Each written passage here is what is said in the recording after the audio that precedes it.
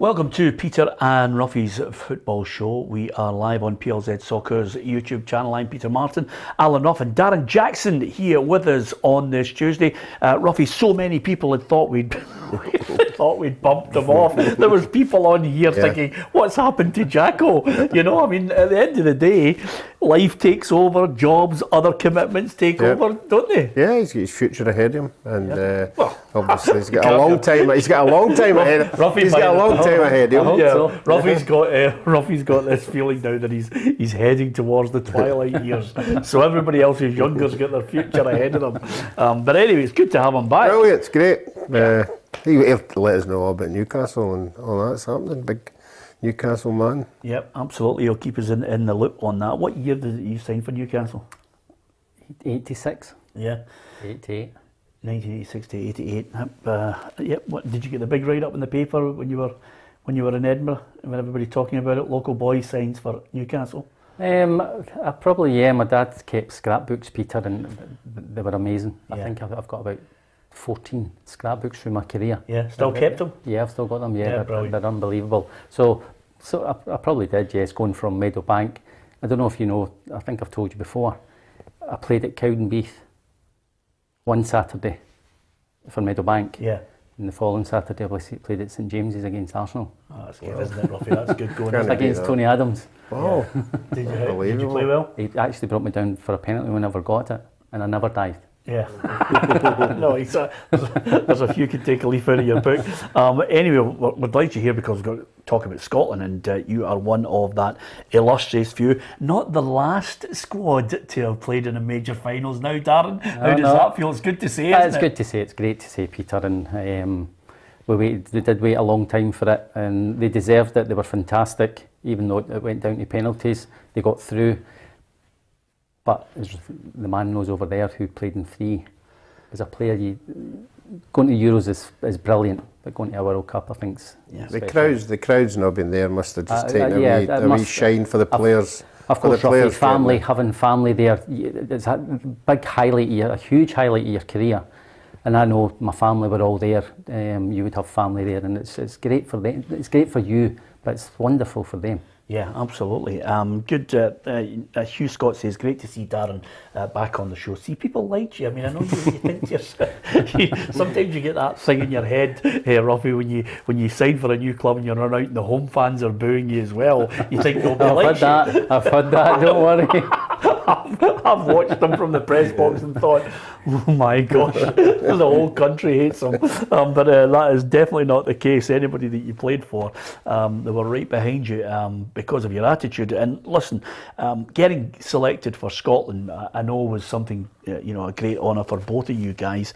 John Souttar has, I think, 3 caps already. I thought over the last couple of weeks I've been watching him play. I like what I see. The only thing that I had is a little worry, Ruffy, which is what Dan and I were talking about earlier, is whether he has the pace to take the step up to international football. He was quick until he picked up those injuries, but he's certainly a good footballer. Yeah, I mean, I said that in the show the other night there, I think 4 or 5 years ago, when we were all saying, where are the centre-halves? We had one and then he got injured and he was out for a year. And I thought he was an automatic to get in and be a Scottish centre-half that was going to be there for a few years, but he picked up all these wee niggly injuries and he was out for a while. So he's been given another chance, and it'll be interesting to see what he does at another level, and that's everybody's looking at. But he'll be training with the players all week, and he'll get a sense of where he is at Hearts and where he is with the kind of Scottish players he's mixing with in the wee bounce games and everything. So I don't have any fears for him at all. Yeah, and I think the assistant John Carver, who was speaking today, says, it's great. He slips right back into a squad that's welcoming someone they know. I think in the game I watched, I think he gave the ball away once in 90 minutes, or 95 minutes it was. He was outstanding, and that's what impressed me more than anything, because, again, on Monday night, if he's called on to play on that position, then we are going to have some of the ball, and he's going to have to step in and keep possession. So that was also in my mind when we were looking at him. But he is suited to play in the system that we play. So it's a perfect fit. Yeah, what do you make of him, Dan? So, well, obviously we had Soapy when he was 16. Peter, he played in the semi-final against Celtic. Can you remember that? There was a 4-3 game at Hampden. Yep. and he was man of the match, 16, playing against Hooper and Collins and Cummings, sorry, and he had everything. I remember we had a bid from Sunderland that we turned down, and he was going to. He's one of them that, see, when he breaks out, he's fantastic, and he hits the diagonals. Loves the diagonal, doesn't he? I always thought he might have grown into being in a sitting centre mid, where when he broke out, he broke into a forward area. Yeah. But I think he's done brilliant. I think it suits him playing in a back three with Halkett and Kingsley. And I think it's credit to him that when you come through one injury, Ruffy will know, when it's hard to come through one Achilles injury and then to get another one, it's credit to his attitude and determination. But there is absolutely no doubt in his ability, Peter. Listen, we're craving centre halves. The modern day centre half is one that you want to be able to, as Darren said there, come out with the ball. I mean, I watched him in the game against Dundee. Ruffy, I'm not kidding you, he hit 5 pinpoint missiles, 40 yards right to left, right to the player's boot, and it opened the whole game out. And if you can do that from the defensive area, of course, we want them to defend as well, because if there's one thing we've watched with Scotland is they can't at times defend, especially in that central area, gets caught out. No, I just think the game's moved on, and the position centre half has moved on. It's not about winning headers now. It's not been a tower of strength and just tackling it. It's about reading the game and making these tackles easy. And you say being comfortable with the ball at your feet. I mean, olden days, most centre halves weren't comfortable with the ball at the feet. Just get to somebody or header it or kick it away or put it in a stand or whatever. But now they're being asked a lot more now. They're being asked to be footballers. They're being asked to, build up play and score goals as well. And he's doing that. He's ticking all the boxes just now. Peter, I think that's why he plays McTominay there. Because McTominay can start things. Yeah, he's probably the most comfortable one on the ball, and he will drive out. So can he place Suter there and let McTominay play in the middle of the park? So, would you play him? I don't think he will play, because I think they'll go to a back four. Yeah. I do think they'll And go to a give us back the four. reason for that. I think they'll go to a back four because I think they'll play either 5-4-1 or 4-5-1. They'll have one up the pitch. And to keep 3 back, I think they can bring Robertson back, so you can into left back, Kieran left-sided centre half, and so you can maybe get a forward player on the pitch. And listen, I obviously could be wrong, because they've played up a back three for most of the games, but I just think in this game they might go to a back four. What do you make of that, Ruffy? I think midfield's where it's going to be won. I wouldn't like to think we're going to be under any pressure at the back, and if it is a 4, then I hope it's the wide guys at the back are going to be attacking more than defending, but I think if our strikers aren't scoring goals, we need to play as many goal scorers in the midfield, and we've got an abundance of them. So, I don't really have a problem with what formation he plays, because I think we've got the players in there to take care of this team. This team are ranked 191 in the world. And everybody, see if I hear somebody else saying these teams are hard to beat. Yeah. I get where they're coming from with that, but they shouldn't be hard to beat with the quality you've got. Yeah. But you know what it's like, when they make it hard, when they have a 4, a 5, and it's just a solid. If they're organised, they're organised. You're trying to find space. It's extremely hard. It doesn't matter how much possession you have with the ball. But we can't make excuses. I know, but we're beyond that now. We're now at the point. Well, this game, this game we've got to win it. Yeah. Yes, so you can't make excuses. But there is that teams are organised now, Peter. Yeah. They don't rush out of position and all that. They just wait for you to make maybe a mistake. So like a Livingston. Like Celtic at Livingston, that's what it's like when you get people just that they're not going to move. You just have the ball. Like it was 85% possession. We're fine. You just have the ball. You've got to try and break us down. Yeah. And I think that's what will be a similar game. I've been noticing that more and more, and I've mentioned it on the show a couple of times in the SPFL. The big teams are now having more and more possession. Like Celtic had 82 possession against Livingston. 85%. That never scored. Somebody had 82% possession, only scored 1 goal. So I get where Darren's coming from. I really do. If they're really well organised, and I just hope we've got the quality in there to beat them. Did you find that with Iran, Ruffy? You just couldn't break them down. No, I think I saw clips of that game. They were an up and coming nation. Yeah, surely. They qualified for the World Cup after that, you know. So brilliant. I knew you would slip your way out of it. Anyway, apart from anything else, Tierney has trained for this one. There's a few players who are obviously we're not going to be able to call on the day. You know, Ryan Fraser, Grant Hanley out. But I think, as you say, Ruffy, we've got more than enough to beat Moldova. I think we will comfortably, you know, without any too many nerves, let me say. I think we'll win it by a couple of goals. You know, I've said that before. Tierney trained this week, which I think is a bonus. He hasn't played for a while for Arsenal. So I think we've got the mechanics of a good, solid squad to choose from. Yeah, 100%. You look at that, and the boy Jason Brown coming in, I'm really impressed with him. Yeah. I mean, well, I was going to say to you, give us an insight into Jacob Brown, because I think everybody slightly miffed that we're missing Dykes. Yeah, they're different. They're different players. I think Jason Brown would probably play off Che Adams. Yeah. If he is going to go a two, he'd probably play off him, where I think Che Adams plays off Dykes. So it would kind of be, but he's got a great touch in the ball. He's scored a lot of goals for Stoke this year. He makes great runs. He's dynamic. He's sharp. And I'm absolutely delighted that he's actually in the squad. When I didn't realise he could play for Scotland, and I'm delighted when I saw that he's been selected. Yeah. So you think we've got another find? I do think we've got another find. Yes, I do. Well, time will tell. Yeah. But what I've watching Stoke, and I saw quotes from Michael saying that he's ready. He's ready for international football. And Michael's been an international manager. He knows what it takes. Yeah, exactly. And yes, he's going to praise his own player. But he's praising a player that's doing very well for him. And as I say, Michael knows the international football, so he'll know if he thinks he can handle it or not, and he thinks he's well up for it. Yeah. Yeah. Thanks to so many people who message us on the programme just to enlighten us of various little facts, their opinion, which is always good. We try and read out as many of the decent people as we possibly can. Thomas McDougall's a bit radical on this when he says if we don't beat Moldova, the manager should quit after the game. Come on, Thomas. And Ian Docherty's come out with an absolute belter, and he says, yeah, this is the great thing about people of a certain age who watch the programme as well, Darren. Yeah, Ruffy get done at his near post against Iran. Yes. Yeah.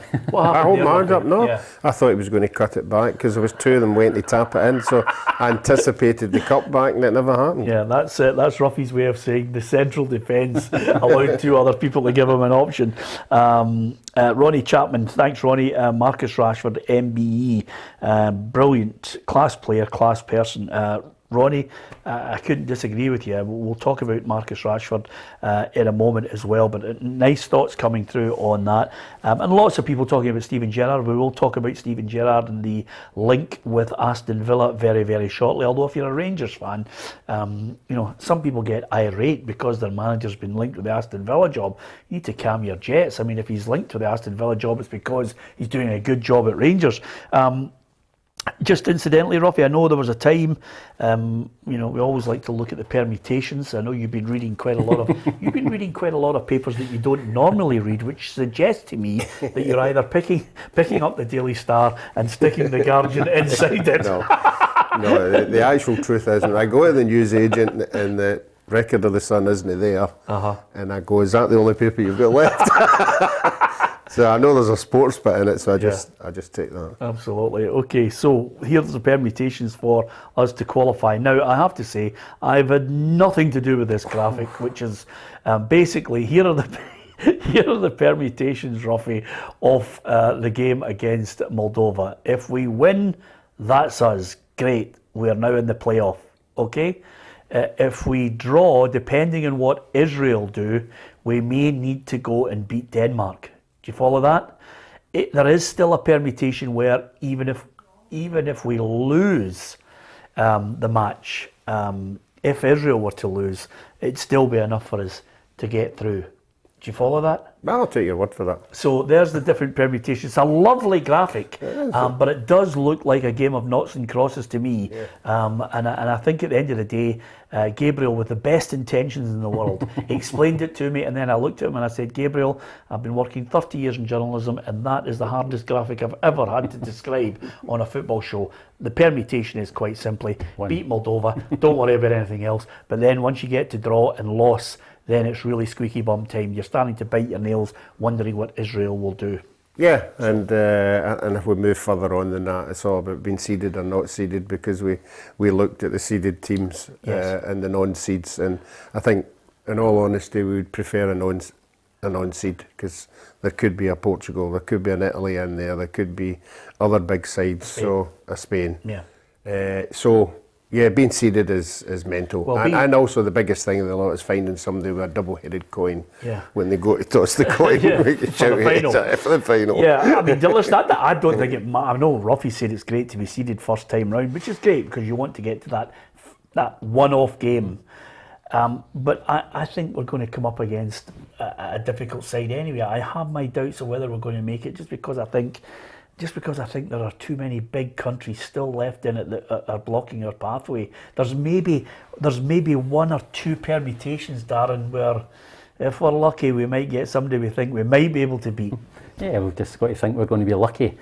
But I'm just really looking at the Moldova game, Peter. Try and get that out the road, and then we'll take it from there, like we did the last time. And we get through on Friday night. We get the result we need. We'll not relax against Denmark, because they'll possibly come up against a team like Denmark who are that good in the playoffs. So it'll be a good test to go and put your wits against them and see how well we do. But Friday night's the most important one, and I think that's all Stevie will be saying to his squad. We'll just worry about this result, this game, and get the result we need. Yeah, remember now as a pundit, you can move on from your old training days of going to largs and how to handle the media. David Prov and I would sit there and they go, here's Jackson, he's just going to bat everything away with his usual one game at a time nonsense, But it's true. People say one game at a time. And it's true, because you just don't know what's going to happen. You don't know if there's injuries. You don't know if people are going to get sent off. So you just don't know. So you have to take it one game at a time. But Friday is it's massive. Yeah, I like Hugh's angle on this. He's just said to us, Ruffy, it's okay to have a two-headed coin, but knowing us, we'd forget and shout tails. which is not a bad shout on that. But listen. Let's hope we do the business. Goalkeepers, I have to say, I didn't know this fact, it's just come out, and it'd be interesting to see how many caps you got, with the various teams that you were playing with. But Craig Gordon, he could become the most capped Hearts player in history if he plays both games, Moldova and Denmark. He's got 62 caps, 31 of them at Hearts, but the only man who's actually got more caps than him for Hearts is, can you name him? It's a defender. I'd have to guess it was a centre-half called Stephen Presley. Yeah, so you can read. No, I saw it as well. Presley's got 32 caps, so he would go on and surpass Stephen Presley, which is no mean feat. I would have to say, obviously, when Craig was getting near my 53, I was very vocal of get him out of the squad. But after he surpassed it, and now he's at 60, if he hadn't had that injury that we were talking about, he would have been challenging Jim Leighton's 92. Yeah, I think so. Easily. Did you see his save on Saturday? No, I never showed you in the highlights. I heard everybody was talking about it. Honestly, and it was at a crucial time. It was 1-0. What a save it was! And I was when I was at Hearts as a player, I helped take the under-18s, and Craig was the goalkeeper then, and I thought it was wrong, Celtic getting rid of him, but that's gone now. I think he's always been a top keeper. Yeah, absolutely. Listen, the boy just wants to play. £8 million, didn't England? Yeah. 9. Wow. But never. Let's not argue about $1 million. Exactly. Anyway, apart from anything else, good luck to him. As you rightly point out there, top pro, wants to play football, really good lad as well, and it's good to have a good goalkeeper, and we have one there for Scotland. Let's hope that Steve Clark, and we'll hear from him later on in the week. ahead of the game on Friday against Moldova, and fingers crossed. Give us your prediction on this one, Darren. I mean, obviously you will not. You'll not be here later on in the week for the game, so tell us. I mean, what's your thoughts? I think a couple of goals. What do you think? Yeah, I would go. I wouldn't get carried away. I'd be delighted 2-0. I'll go 2-0. Yes, I think we'll be solid. But I think we've got boys and definitely got players in there from middle to front that can get goals. So I'll go 2-0. Yeah. We haven't touched on Gilmer. Gilmer hasn't been playing either. No, I know, but obviously they'll assess what he's like when they're over in Spain and what he's doing. Off, surely. Yeah, if he's match fit, yeah. I think sometimes managers can actually, if they open their mouth too soon, they can do themselves in with this. He's not been playing for the first team, and I think it's come back to bite Steve Clarke a couple of times. Yeah. But at the end of the day, I think Steve Clarke is a manager of a country that just quite simply has to say, listen, we need every bit of ammunition we've got. If you're not playing but you're a good player. Well, I think it's probably going to be the same with Nathan Patterson, Peter. I think Nathan should play. Yeah. I think the couple of games he came on, the last game where he's crossing all that, and probably unfair to Stephen O'Donnell when you're playing every week. So if you're not playing, if you're the best for that position, you should play. And with Billy Gilmore's definitely for me in the team. Yeah, absolutely. I think he's one of those mainstays. Now you can pick about, you can tell Steve Clarke's really starting to get it right when we qualified, because you could pick 8 or 9 of the team. It's just those 1, 2 or 3 depending on injuries. Or see the last game, Peter, he played with McTominay, and I'm not picking Stevie Clarke's team, but I'm not sure. I think Billy likes being himself in the 6 because he can go and play along in front of the back sort of 4 and get on the ball, where he's playing as a 2, he just played on the left side, and he finds it hard to probably dictate where he wants to dictate. So I like Billy just being in there himself. Yeah. Okay, a little bit of a contentious issue now, Ruffy, just before we start to talk about the big speculation on Steven Gerrard at Rangers and whether he'll take the Villa job. It's the under-21s. Aaron Hickey has pulled out of the Scotland under-21 squad. He wants to be rested and he's not injured, says Scott Gemmell. Now, the rumours I'm hearing is that his dad is one of these influential dads who likes to obviously, be forthright in his opinion, and I think Aaron Hickey. The suggestion is that maybe his dad believes he should be in the top squad, and he's not playing in the under-21s now. Josh Doig has come in to replace him. He's pulled out of every under-21 squad he's been included in. Now I don't know about you, Ruffy, but if you're picked for your country, you play for your country. Yeah. There's nothing about too many games. I know there's a lot of claptrap going about he's playing a lot of games. You play for the under-21s. If you picked, you're picked. If you don't want to play, you're not going to play for the main squad. Yeah, there's enough players out there would break your wrist to get in a squad. So to be calling out that amount of times, you would hope that there is some kind of relationship with the manager of the team, and you're talking to him. You're not just pulling out. You're giving them a valid excuse. But sometimes these clubs that they play for put a lot of pressure on them. And him just being in the team over there, they might be saying to him, look, we need you more than they need you. And the boy might be under pressure. I don't know anything about his dad. I don't know if that's a control. If it is his dad, it's controlling him. That's wrong as well. The boy should be making the decisions himself. I just think there's more to this than we know. Yeah. And I think it's a lot to do with the club. There's a lot of clubs saying, right, it's this game, it's against Kyrgyzstan or something like that.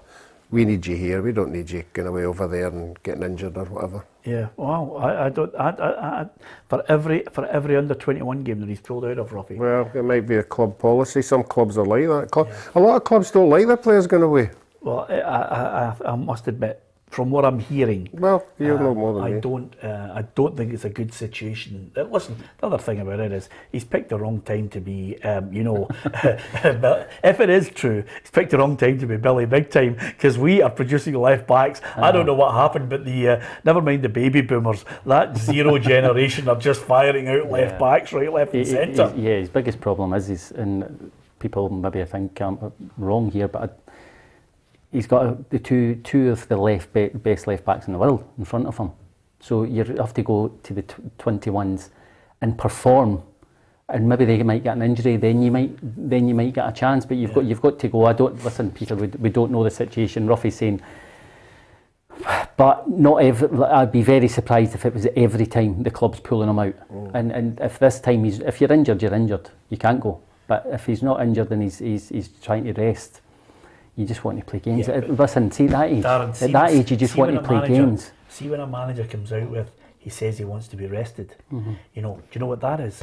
That's managers just telling big giant porcupines because they don't want to tell you what's happening in the background. I don't know what Ruffy was like. I would never have retired. Scotland retired me because I always loved turning up and playing for my country. Oh, well, that's I loved nothing to be ashamed of. That's I brilliant. I know, but I'm just saying, that's what I was like. You were probably the same, Ruffy.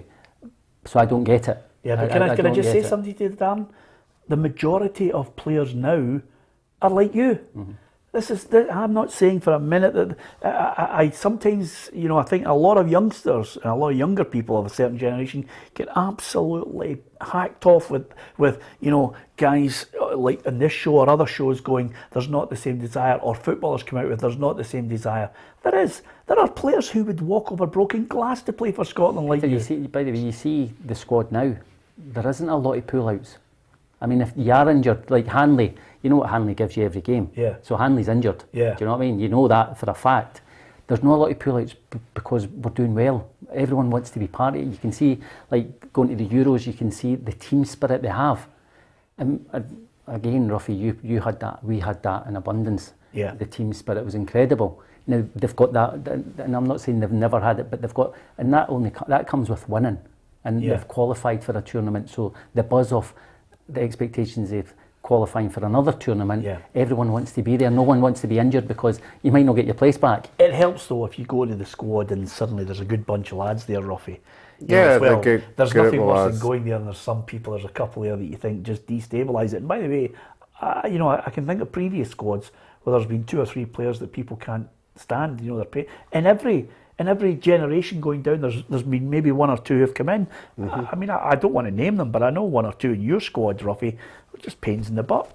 No, there's no doubt about that. There's pains in the butt at every club, but at international level, they soon get sorted out. You know, they still get alienated by the guys who do want to do particularly well. And you're right. I mean, I remember the Notts Forest boys and the Liverpool boys, you know, after where they were playing, maybe in London or playing, they'd be running in the airport to catch the flight up. Yeah. Because if they never caught it, then they'd have to come up with some excuse. And I remember, and I got the photograph, it was the Notts Forest boys with Kenny Burns and wee Archie and Robbo, and they used to go to the airport after a game, say they were playing Arsenal or something, and they'd have a few beers and they'd have a game of cards or something. Whoever lost the cards had to carry everybody's bags.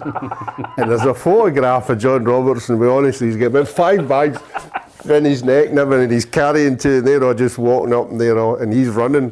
But when you get a group for a particular club, it's even better because they all like travelling together and they all like coming up. I would disagree with, I mean, in my time, in the 2 tournaments I played in, Peter, and now if you can only ask Craig Brown on this because players are probably different.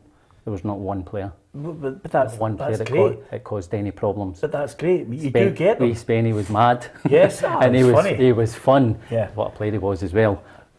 And he kept everything going. But there was not one player that like you would turn round, and I think Craig would turn round and say he was a problem. Yeah. There wasn't. He created very much a club situation there as well. You knew Craig was very loyal to it. He had his squad and that was it. And you had to work hard to try and break into his thoughts. Is that fair? It is, yeah. I mean, well, probably, and people say it's once you're in, it's harder to get out of it. Yeah. and listen, I can only thank him because he stuck by me through my brain operation and leading up to the World Cup, and I got back in. I didn't get right back into the Celtic team. I was on the bench, but coming on and all that, and he stuck by me. So I can only say thank him for that. When you're waiting in a pool getting named or a squad getting named, it's the biggest feeling in the world when you see your name on that squad. Yeah, absolutely. You know, when it gets released. Although, to be honest with you, Ruffy, let's not start gushing about Craig Brown sticking by him. He stuck by you after your hip operation. What are you on about? You're back here on a Tuesday.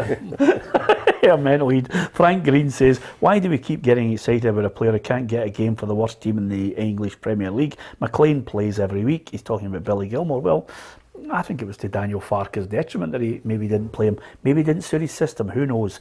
Anyway, that's the situation with Scotland. Darren thinks, like myself, they'll win comfortably. Ruffy, did you? I'm happy with 2-0. Yeah, you as happy long with as that? it's a dominant 2-0. Okay, let's get to the point now. We're going to talk about one man who seems to be the centre of attention, and if I'm being perfectly honest with you, some Rangers fans are getting a little bit miffed about this. But he's undoubtedly, Steven Gerrard, going to be on a list. Whether the Aston Villa board decide that on that list that they're going to actually make a move and he's the man, only time will tell. The bookies have got Steven Gerrard out there as one of the early favourites for the Aston Villa job. That doesn't mean to say Aston Villa have him as a favourite. No, I think the main reason why he's been put towards it is because the boy that's in charge in Aston Villa is a Liverpool boy. And him and Steven Gerrard, when Steven Gerrard was playing, they were very close, so I can see why the connection is there, whether that moves on to where he is just now. But for me, the big bit of this whole thing is if and when they ask for permission to talk to him, then you'll get an idea of what's happening and where he's going and where he's not going. Yeah. 'Cause it's when they ask for permission, it all comes out, and then there's no guarantee he's going to get it because they're only asking permission to talk to him because there'll be other candidates. So you're caught in a position of, do you talk to them and not get a job and have to come back again?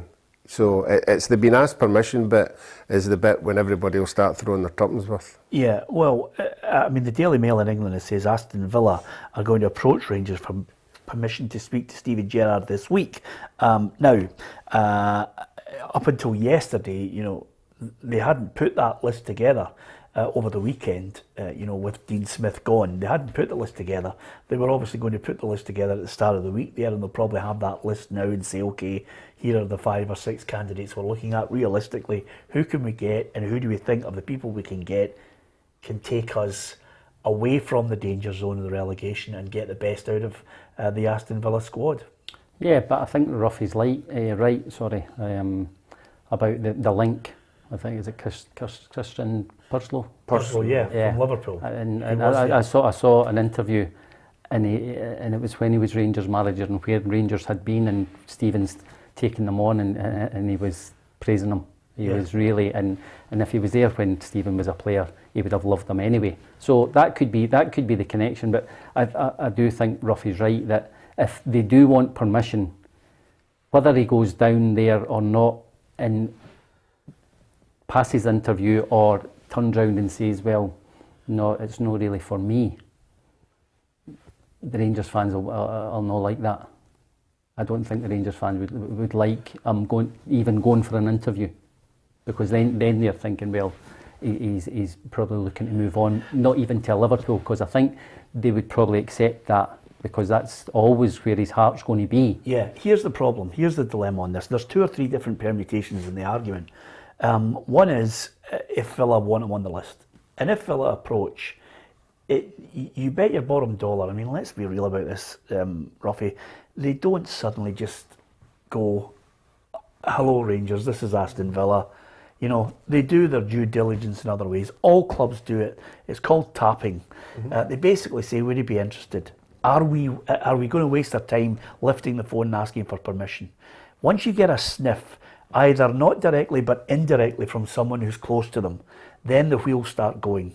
Then you get to a situation, you go, well, are you interested? Can we speak to you? Asking Rangers. And Rangers either say yeah or nay, or yes, you can speak to him, but it's going to cost you to get him out of here. That's the way it's going to happen, you know. So Steven Gerrard, before there's any official call, will kind of have a sixth sense if, first of all, the wheels are in motion for him. But the second big dilemma here, Ruffy, is Villa the right job? And if it's not, how confident is he that another club of, you know, better than Villa, but not top 4, is going to allow him the stepping stone on to then becoming Liverpool manager? Big call. Yeah, and he'll be actively talking to his, you know, people running about him now. He'd be silly if he wasn't. You know, what do you think, guys? You know, if it is happening within their own wee circle, they're not going to come out and tell anybody, but he's got to be thinking about it. He's got to be, because his name's been mentioned. But You know, I agree with Darren. If the wee conversations and the wee phone calls are going on behind the scene, are you interested? And all of a sudden he goes down for an interview, then he's definitely interested in leaving. You know, and I think that to come back again, it'd be interesting to see the reaction of the Rangers support. You know, because they'll now have been indicated that I think they know that he's a stepping stone. Rangers are a stepping stone to something. It's how many stepping stones there is to get to that Liverpool job. And he's got to make his mind up, is that Aston Villa job a stepping stone to get it? For me, he's got to prove himself in England. He's got to manage an English team. Do you think if Villa come calling, he's off? Yeah, I do, yeah. Yeah. I think if Villa come calling, it's not the job. I'm not sure, Peter, it's the job for him. No. I'm not. It's just... Grealish was a massive player for him. And I feel sorry for Dean Smith. I've always said I would never ever turn around and say a manager deserves a sack because I've been in that position. You know what I mean? With managers, and I've been sacked and all that. You have to see when you lose a player of that stature who was huge for the club, and yes, you've got 100 million and you go and spend 100, you need to give them time to settle in, and not how many games have they had? 15 games. There's boys that come over and don't settle right away. You need to give them time. If you're going to give them that kind of, you trust them with £100 million. Yeah. Well, trust them to give them time. Well, I'll give you my thoughts on it. I think Steven Gerrard, for me, will stay at Rangers because I think he wants to. I think he might want to try and win the back-to-back titles, and I think he might also want a crack at least of the Champions League group stages. That's just my gut feeling. Now, I'll counter that by saying to you the other thing that I think goes against him taking a job like Villa, no disrespect to Aston Villa, but let's cut to the chase here. You mentioned the Grealish factor. It's the type of players that they've got and the type of money he's going to get to try and recruit to keep them in that division. And I go back to what Gordon Strachan said to me one day when we were talking about managers and players. And he said, you know, Steve Clarke at West Brom got Romelu Lukaku on loan. Romelu Lukaku scored goals for fun, and West Brom's manager Steve Clarke was being quoted as the next Chelsea manager. Romelu Lukaku goes back to his parent club. Steve Clarke doesn't have him scoring goals. Steve Clarke gets sacked by West Brom. And I think unless somebody came to the door and said, here's your kitty, here's the 4-year deal, and this is what you're going to get to spend in January, and this is what you're going to get, this is our vision. If that suddenly became not quite Newcastle-esque, but something that Steven Gerrard thought, this is a perfect club to build as a stepping stone to Liverpool, then I think he would jump. But I don't see Villa as that type of club. No, I think, as I say, I think you're right. There's always going to be pressure. You look at Eddie Howe never had a job, and now he manages the richest club in the world. Yeah. Do you know what I mean? But the pressure that comes with that is massive. So, I think I don't think Steven will take the job, and I don't know Steve Gerrard that well. Yeah. But I don't think he'll take the job. I don't know him either. You know, he's the only one that can answer these questions. He's the only one that will see his future and where he sees his future. And I get where Peter's coming from. If they win the league and they're in Europe, blah, blah. What happens if they don't win the league? What happens if Celtic get their act together and Celtic win the league? Yeah. Where does that leave him? Well, it leaves him still trying to win the league back. Mm-hmm. Yeah, you know? I know, but then you sit and going to yourself, okay, I've got another year of going up to Ross County, and I've got another year of going here and there, and yeah, absolutely. I could be doing in the Premiership, mixing it with the big boys. And that's the chance. That's him. But he's the only one that can answer that. I'll give you this one here is Ronald Smith, who's undoubtedly a Rangers fan, who says on our feed, Rangers is in Steven Gerrard's blood. He's going for 5 in a row and then 10. He's certainly not a Brendan Rodgers who jumps ship at the first opportunity. Well, let me tell you, Ronald, you're a little bit wet behind the ears, because at the end of the day, the managers do want to go back down to the Premier League. Steven Gerrard will. He'd never be here for 5 in a row, never mind 10 in a row. Not a chance unless Ronald's talking about 10 wins in a row. Yeah, but to answer Ronald's question, the only person that can answer that is Steven Gerrard. No, we know if that. Steven Gerrard comes out tomorrow morning saying, I'm here for 5 years, I know he's not going to do that. Ruffy, If he- no, wait a minute. You are dealing in probability. This is a show of pundits, and I'm saying to you, do you think he'll go? Yeah, I do. We all get the probability. We know Steven Gerrard can come out and tell us what he wants to do, but he's not. So we get a chance to I speculate. think he's right to an extent, Peter, that people come in here and you could go and ask Ange, people buy into Celtic and Rangers because of the fan base and the home games and the support and all that. They do buy into it. But long term, you obviously, Stephen's ambition, and rightly so, is to manage Liverpool one day. Do we agree that it just say Klopp went for whatever reason? Would he get that Liverpool job if it was up for grabs right now, as he is, where he is? Well, can I tell you something, Ruffy? When I look at football and the appointments that massive clubs make based on sentiment, nostalgia, no logic to business. Go on, say Man United. Go on, say Man United. Honestly, how can you give... now, bear in mind, Manchester United, after Sir Matt Busby, made one blunder after another. Then they get Tommy Docherty, who was a good manager, but Tommy Docherty shot himself in the foot. But they went through one manager after another until suddenly Sir Alex landed there. And by the way, there was a period where they stuck by him. But he came to Manchester United with a good CV. He had won the European Cup Winners' Cup with Aberdeen, broken the old firm's dominance. This was a guy who, and by the way, had beaten Ipswich Town, and they'd played some big teams and hammered them, and they defeated Bayern Munich. So he had a great CV, but forgive me, Ole Gunnar Solskjaer is one of those moments where Manchester United, stumbling from one blunder to the next, didn't give Davy Moyes longer than 10 months.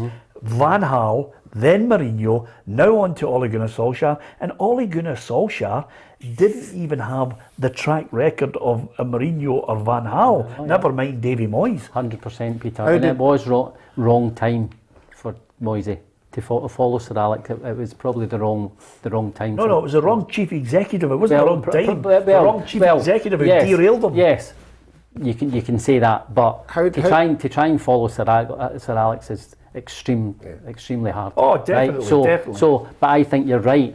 Solskjaer's got the job on his footballing CV for Manchester United, not his managerial. But it goes back to what Ruffy's saying. How did Brendan Rodgers get the Liverpool job? Well, listen, I mean, at the end of the day, I'll tell you why. I'll tell you how Brendan Rodgers... Because he proved himself as a young manager and making a team successful down in the English Premiership. Yeah, but Brendan Rodgers, I think a lot of people at the time, and by the way, Liverpool had gone through some really good managers in craving that title. But with Brendan Rodgers, I think a lot of people down there could see what he was doing, even through the youth days at Chelsea. As a coach, Swansea. He had a really good record. Brendan had a hard time at Reading, Peter. Yeah, absolutely. He had a real hard time. But the Swansea, the way they played football, Liverpool obviously looked at that and thought, well, he's an up-and-coming manager, and they took the chance on it, you know. But this was a Liverpool team that hadn't won the league in 28 years at the time. But no, the question I'm asking is, do you think Steven Gerrard has done enough at Rangers if Klopp was to leave to make that jump? Would they make the same decision that Man United made? I think... Giving it to a past player, a legend. I don't think you could discount it, Ruffy. But I don't think Klopp will go anywhere. But I think if that was the hypothetical situation, I think some people would say give him the job on the sentiment of Steven Gerrard, the wonderful world-class player that he was. But I don't think he's ready. Well, he might not be ready. But if you're saying that, Ruffy, there's two things. And Solskjaer did well, unbelievable for Manchester United. But Stevens goes down with probably Kenny Dalglish is the greatest player Liverpool ever had. Yeah. And he's got a better managerial CV than Solskjaer. He's coming and he's won a league with a big club. You know? So but that's if the rate. I know, but they don't listen. We know to an extent they don't rate, but people in football down south understand how big Celtic and Rangers are, and what a job he had to do. So they'll look at that, and so I think he's better placed than Ole Gunnar to take the Liverpool job. Ian Docherty said the Daily Moyes rant. I must apologise, Ian. Sometimes, Ruffy, do you think we're over the top on Moisey? No, I We've don't. just gone too. We've gone. The Ian's obviously hacked off at us now. Well, he's obviously sorry. he's a pal of Tam Cowan's. Tam Cowan hates the fact we've mentioned Moisey. But listen, there were dark days as well. Here's a better one that takes the argument up. Frank Lampard's in line for the Norwich job. Yeah. And you're saying to yourself, where's the logic there? He spent 200 million at Chelsea. Yeah, I would fall into that category as well. I don't think he proved himself enough. You know, he is another footballing legend in England for what he did with all the clubs that he played for. And that might be the case, you know. I just feel you've got to be down there. You've got to be in amongst it. You've got to be in that circle down here. We're not in that circle up here. Yeah, okay. Don't be so sad about it. Well, Ruffy. I no. can get your transfer. There's still time. You've got a great future ahead of you. For a while. Yeah, there you go. The doomsday scenario. Ronnie Porter says Klopp's contract ends 2024, same as Gerrard's at Rangers. Watch what happens. Simple as that. We haven't had a chance to talk to you about the fact of, we watched games over the weekend. I know you were at Hearts against Dundee United. What do you make of the Premiership this season, Darren, since you've been watching the games? I think it's been good, Peter, and obviously the people will say you're going to, but I do think it's been good. I think Hearts and Hibs were making I was interviewed about Hibs just before, and we were speaking earlier about taking one game at a time. Yeah, we've been monitoring you. We know you've done Hibs TV. Well, what a night that was for you. And I was asked just before the Rangers game about Hibs and how far they can go. And I did say, you never know at Ibrox, you never know what can happen. And they've lost 4. But Hibs were flying. Hearts are going really well. Dundee United are going well. Celtic and Rangers are where people expect them to be. Yeah. And I do think it's been a good game. Listen, I'm going to probably defend Malky because he's a pal, but I've spoken to teams that they've played against, and they've said Ross County are a good footballing side. Yeah. They're a good side. You're wasting your breath here. Ruffy can't stand Ross County. You know, I have watched Ross County about 3 times this season. I think they do play good football. The create chances, just haven't had that. I'm loath to say luck. They just haven't had that cutting edge in the final third, Darren. Yeah, and they're losing bad goals. Yeah. When you're down there, you know you're not going to score a lot of goals. You can't just lose cheap. You can't lose cheap goals. If people score a goal against you, that's a 1-2 or a great cross, great head, you can accept that. But cheap goal. I mean, I saw one that the centre half let the ball over his head for the goalkeeper, and the boy nips in. Just goals like that. Yeah. So I think that it's what we wanted. You know what it's like in Edinburgh. We want the 2 Edinburgh clubs up there. Aberdeen had started getting a couple of good results. A bad one Saturday, but I think the Premiership's been good up till now. Sharpie says Gerrard will stay at Rangers for the Champions League next season. And again, Sharpie, thanks for your comments on that. It's all about opinions. We like to hear everybody's opinion on it. I don't deal in the situation where some people get slightly irate about a manager being linked away. It's credit to Steven Gerrard and the job he's done. This season is a huge season, Ruffy. I know you threw out that little spanner in the works there about what's going to happen. You know, if he wins the league, they get the Champions League. There's a real big chance with the coefficient that Rangers would go straight in. If they don't, then in second place, they could have 1, possibly 2 qualifiers to get to the Champions League, which, you know, at the best of times, you know, we're slowly but surely getting better performances from Rangers and Celtic anyway, not necessarily from the other clubs in the lower European competitions.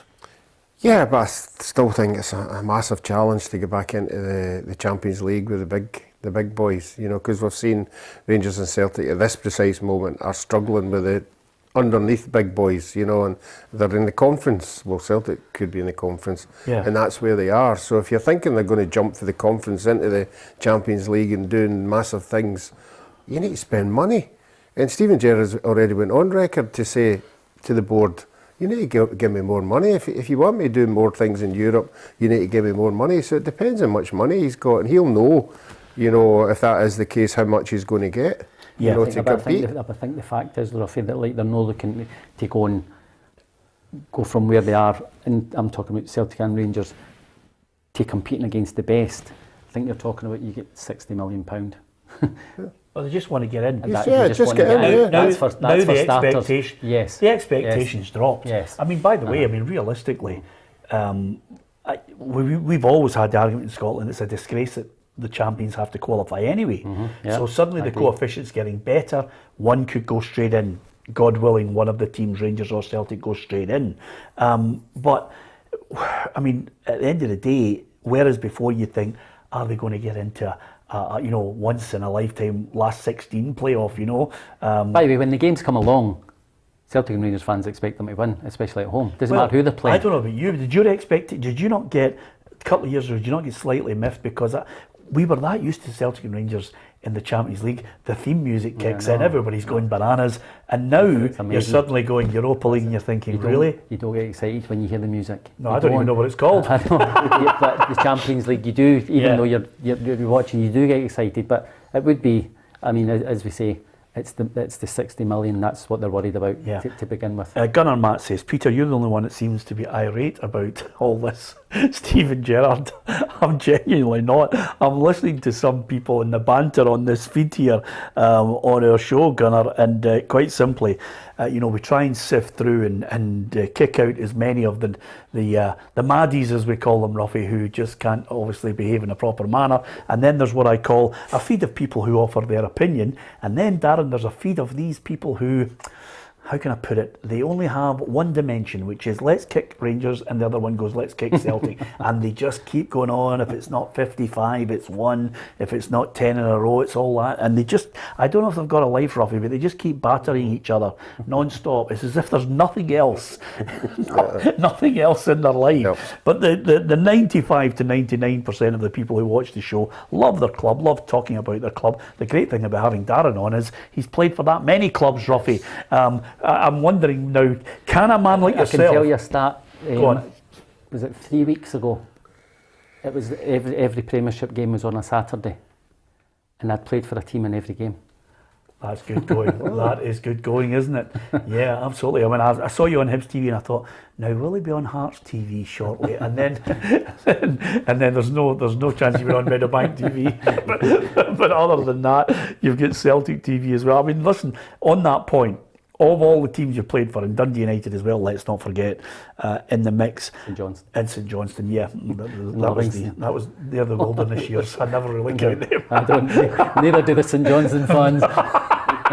But of the players that you've seen, can you give me 3 that have excited you, that you've thought, 3 players, I don't care who they play for, 3 players, not necessarily clubs you've played for, but 3 players that you think, oh, I like watching them.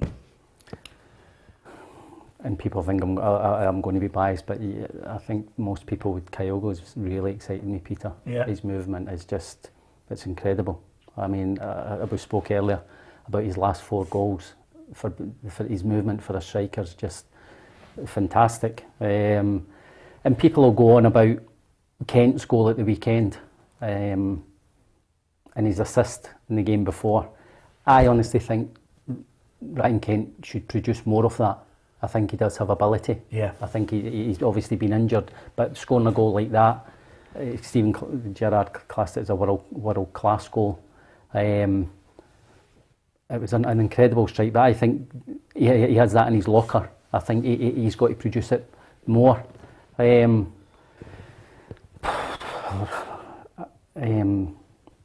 like Bellingham at Hearts. Yeah. I think he's an exceptional player. Yeah, he's good, isn't he? Well, we looked at him at Blackpool when he was at Everton to take him on loan. But I think that boy will go. I think Hearts have done exceptionally well signing him on a long contract. Yeah. And there's no doubt there'll be clubs looking at him. Yep, Gordon McLean, I think, has summed it up. He says Darren Jackson has more clubs than Tony Jacklin. Yep, I think that's fair, Gordon. We can't argue with that. That's a good point. And with those clubs, I always love the fact that there's a signing on fee. Look at Ruffy looking on there with envy because, God, when you think of the clubs that could have signed you. Did you never get that 6-year option deal? No. Dundee United. because I was signed. I wasn't when it came through the youth. And I get a great story. I was sitting in the boardroom. I came up from Newcastle. I didn't have an agent at the time. I was speaking to a couple, and I was sitting with my wife, and we're sitting in the boardroom. And Jim McLean and his secretary came in, and said, Mr. McLean, can Darren's mother-in-law's on the phone. And Jim McLean turned round right away and he says, can you tell Bill McMurdo he's busy? That's true, it was wee Bill. Was it? His hips were interested. That's brilliant, isn't it? Shrewd as they come. Listen, good to chat to you, good to have you on there, Darren, chatting about Scotland as ever, played with distinction for Scotland at the World Cup as well in 1998. Of course, the Steven Gerrard saga will roll on until eventually Aston Villa reveal their hand. Will they be going for the Rangers manager or some of the other targets that have been quoted in this one? Only time will tell. We'll continue our build-up to Moldova against Scotland on tomorrow's programme. Hopefully you can join us then. Charlie Adam will be here in the studio. Ruffy will get a chance to chat to Charlie about that torrid time at the weekend. I mean, it's got to be a trip. He's got to say trip and something. No, well, exactly. The thing about it is we've got to get his take on it, because the last thing we want is on here there'll be somebody saying they didn't recognise Charlie because of all the oos from Anthony Ralston's pocket. I'm not going to say that to him. No, he'll be watching. Oh, absolutely. Charlie will be on the programme. We'll get his thoughts as well on Scotland Matters too. Thanks to Darren, thanks to Ruffy, but most of all to you. Don't forget, hit the subscribe button on the YouTube channel if you can, and also you'll hit the bell, you'll get the notifications of when we are live, and of course some of the programmes we've got. If you've got a bit of memorabilia in your house, I know Ruffy had a fair few, and I know Darren's got some magnificent stuff from his great career. Have a look at it. You never know, because on our YouTube channel, there's a brilliant feature with James Bruce of McTeers Auctioneers, and it's an insight into the type of things that people sell at the auctions that earn them a few quid. You never know. You could have a match-worn strip that is to die for, that could net you more than a few quid to help pay for a holiday, or you never know, pay the house off if you've got a number 10 Brazil strip or a Zico number 10 strip from 1982 that you've put in a drawer somewhere that you can't find. You never know. Anyway, give it a watch. I'm sure you'll enjoy it. And don't forget to follow us on PLZ Soccer's Facebook and the app. If you download it, you get it all at your fingertips. From Darren, Ruffy and myself, Peter Martin, thanks for watching.